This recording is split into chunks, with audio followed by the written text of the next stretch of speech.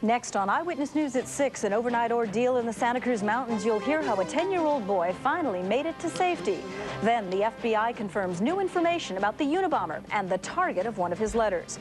Also tonight, a landslide so powerful it blocked a river. But is a local lumber company responsible? The news is next.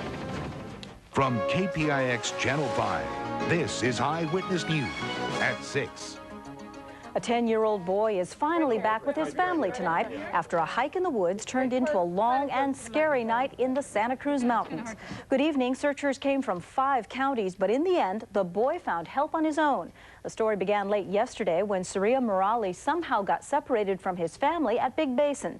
He covered 10 miles of rugged country by the time he was found today. Tony Russomanno is in the Santa Cruz Mountains now to bring us the story. Tony? Anna, he was in good physical condition with lots of energy, even for a 10-year-old, but no one expected him to walk as far as he did, as fast as he did, and end up so far away from the searchers who were looking for him here in the Santa Cruz Mountains. You had something to eat? Okay. 10-year-old Surya Murali had been lost and separated from his parents in Big Basin Park for only 4 hours when he found a man standing next to a van with a dog. I just met one person in a van, and he had a Doberman with him. That was around 8:30 last night. Surya expected his adventure to end then, with the man taking him back to his parents, except for one thing. We were about to go back when the van he was in, it got stuck. So the boy, the unidentified man, and the Doberman all spent the night in the van, while searchers from 5 counties mobilized to try to find the missing youngster. Surya had run ahead of his parents on a hiking trail near the Big Basin Park Ranger Station. The family was visiting relatives who live in the Bay Area, and they had all decided to go for a walk in the woods. There was a branch in the road. When we reached the branch in the road and we didn't find him there, that's when we got really concerned, and we fanned out on all possible paths and searched for him. The Kuwaiti-born East Indian youngster took off down the wrong trail and kept walking. The redwood forest was a new experience for him. He had no outdoor survival training. He walked 10 miles from the place he was last seen to the disabled van, where he was eventually found by another hiker this afternoon and taken to the ranger station at Butano State Park.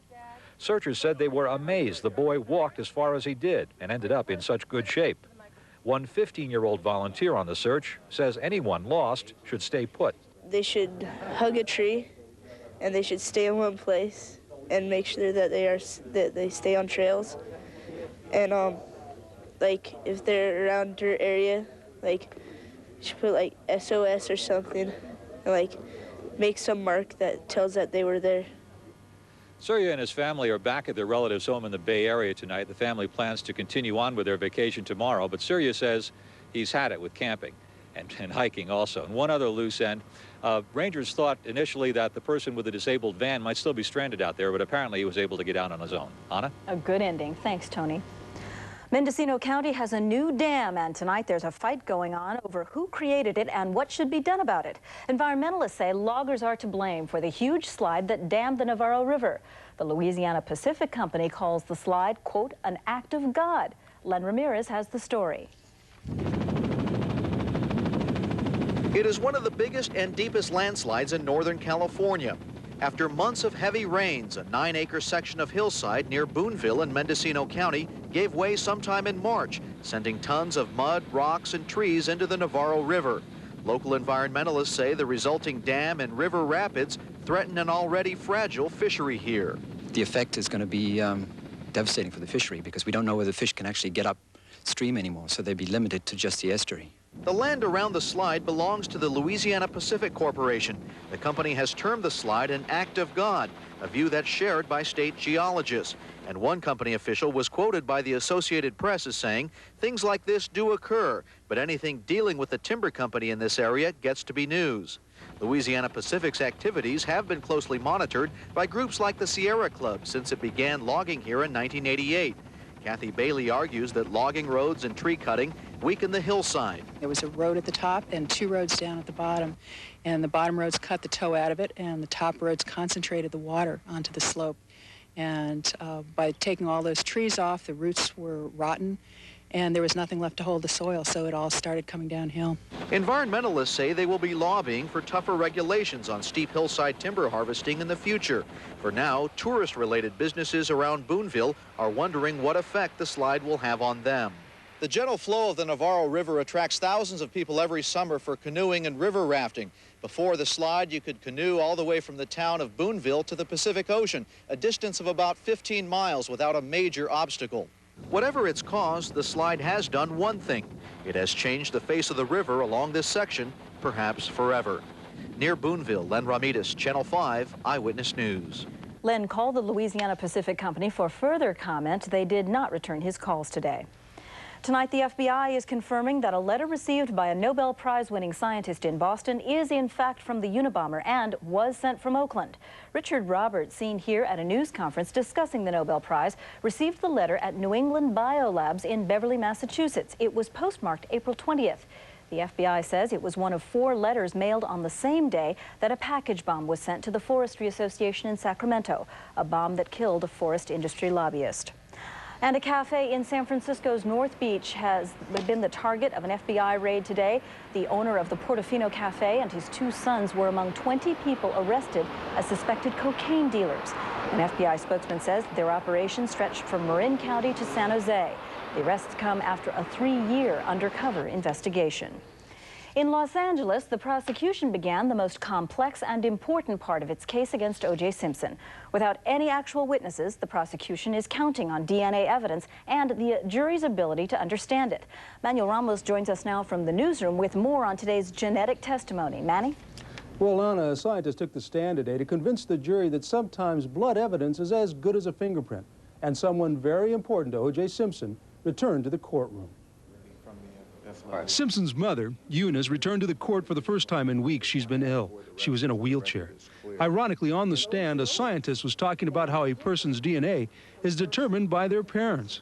Dr. Robin Cotton was brought in to teach the basics of DNA to the jury. If we make the assumption that a blueprint contains all the information for how to build your house, the DNA, the analogy is the DNA contains all the information on how to build you. There was a river of blood at the murder scene from the victims, and the prosecution says there were drops of Simpson's blood there and at his house, and that's how they plan to link him to the crimes. But first, Dr. Cotton has to make DNA evidence simple enough for the jury to understand.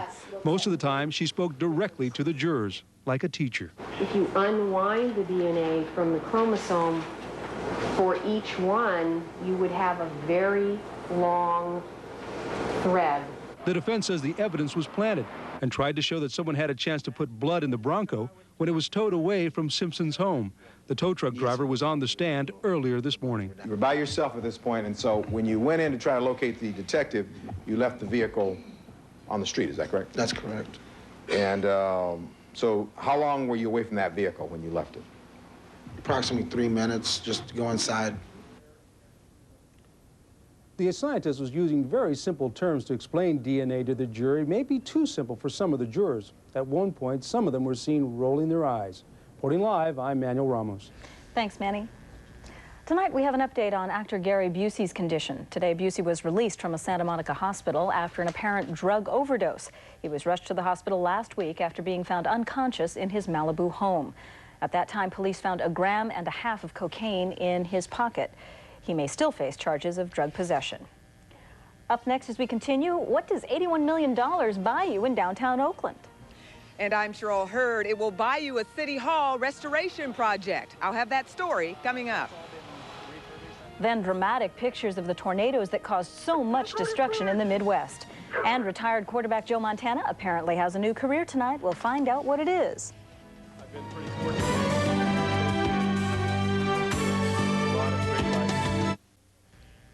Oakland City workers are slowly but surely starting to move into the newly refurbished City Hall. The big question is, can the city afford it? Cheryl Hurd joins us now to bring us some perspective. Cheryl? Anna, I'm sure a lot of folks out there remember Oakland City Hall was condemned after the Loma Prieta quake back in 1989. For the past 5.5 years, they've been working on restoring this building to look like it did 81 years ago, to the tune of $81 million. There's a handicapped Bruce Moen, construction manager for the restoration project, gave us a grand tour of the new Oakland City Hall. This woodwork is original woodwork that was on the building. It had actually been painted. We have stripped it and now have varnished it. Moen speaks of this building like a proud father, and so does one employee who just moved back into the building. Trying to accomplish a lot of things, trying to one, make the building earthquake safe, second, trying to restore it historically. This is actually an oasis. An oasis with a huge price tag. The projected restoration cost for the new City Hall is $81 million. $61 million of that will be paid by federal and state money. $20 million will come from the city. What are they getting? Total seismic retrofitting, electronic card key machine to enter the building, a beautiful atrium, a high-tech council chambers with TV monitors, and restored mayor's office with fireplace. Both are under wraps. The furniture is said to be a bit pricey. One report says the city is paying $1,000 for some of the chairs. Is that the $1,000 chair? No. How much does that chair cost? Well, that one has probably been around a long time. City officials say some furniture will be expensive, but these are the public places of heaviest use in the City Hall, and we are restoring them for our children and our children's children. Some people who work in the shadows of the building are upset over the cost of restoration. The place should have been demolished instead of reconstructed. All downtown. Look at it, it's deteriorating. And that's going to be the only thing sitting down here is that what's left of this building and the federal building. And we're having cutbacks. Now, if you think Oakland is spending too much money, let's compare it quickly to San Francisco's City Hall's restoration project. Seismic alone is costing them $102 million. And then in November, they're going to have to go back to the taxpayers and ask for an additional $95 million. So Oakland is getting off cheap if you want to compare it to San Francisco. That's the story from here. Reporting live in Oakland, I'm Cheryl Hurd. Anna, back to you. Well, Cheryl, is that $81 million the final, or could there be additional costs? There could be some additional costs. Right now, we just don't know how much. Okay, thanks very much. You're welcome. Well, there's a lot more news ahead tonight. When we come back, the plane crash that killed 6 members of a California family. We'll also look at the damage left by some incredible tornadoes in Texas and Oklahoma. Plus, do you have any idea of how many tornadoes touch down in this part of the United States each year? The numbers are staggering. That plus your local forecast just ahead.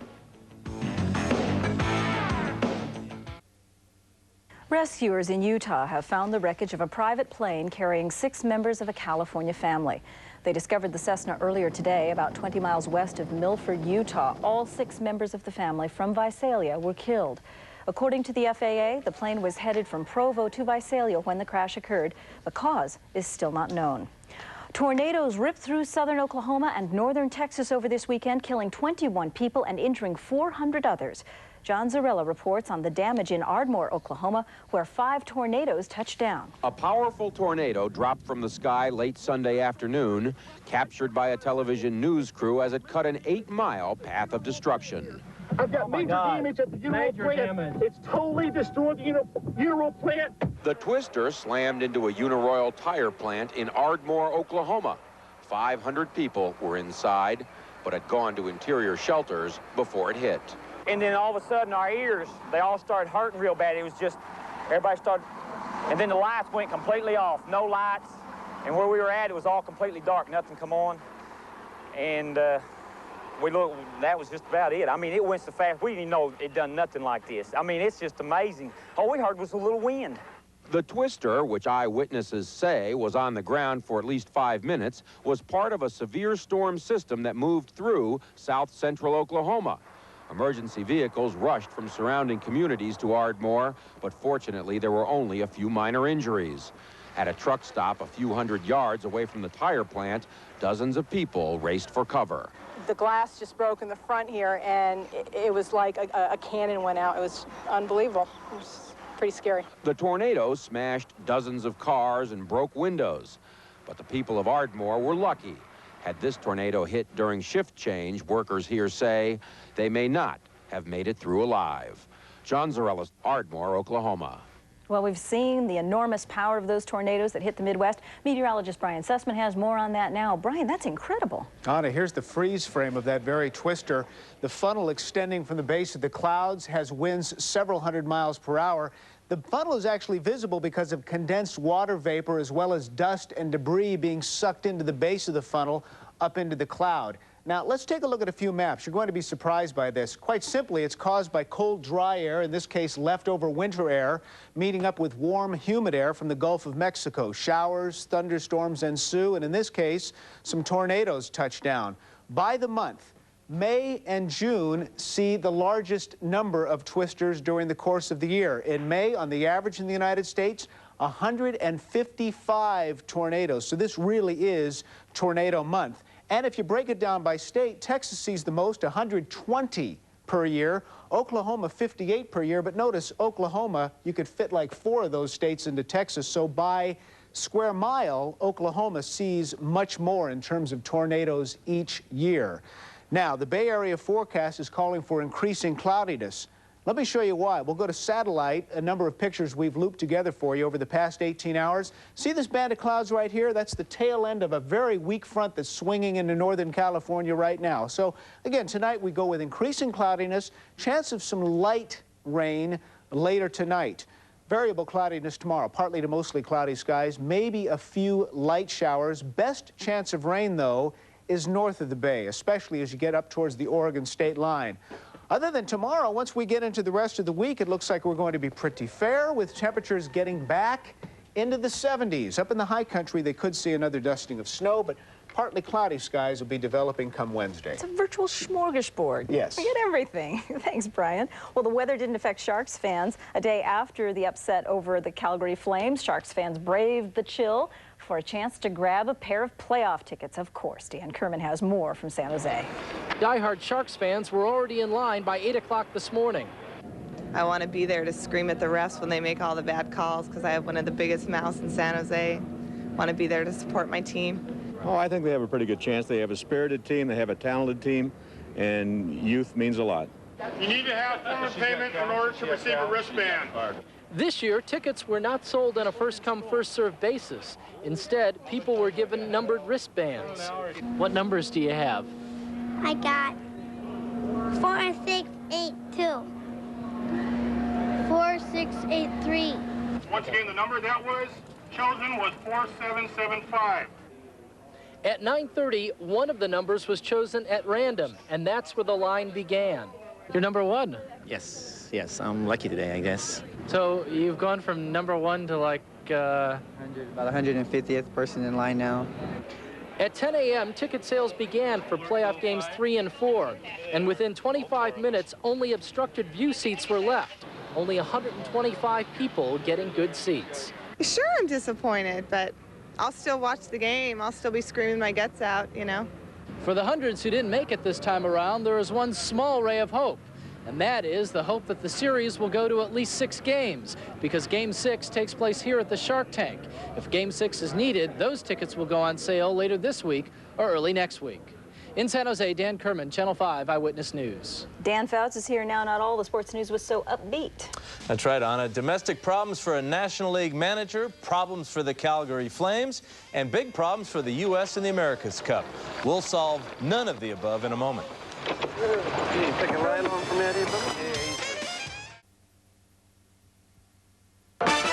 Dan Fouts Sports, Channel 5 Eyewitness News. Well, home water advantage isn't helping a whole lot in the America's Cup. Home name advantage isn't doing much good either. New Zealand's boat, the Black Magic, is about to make this series disappear rather quickly.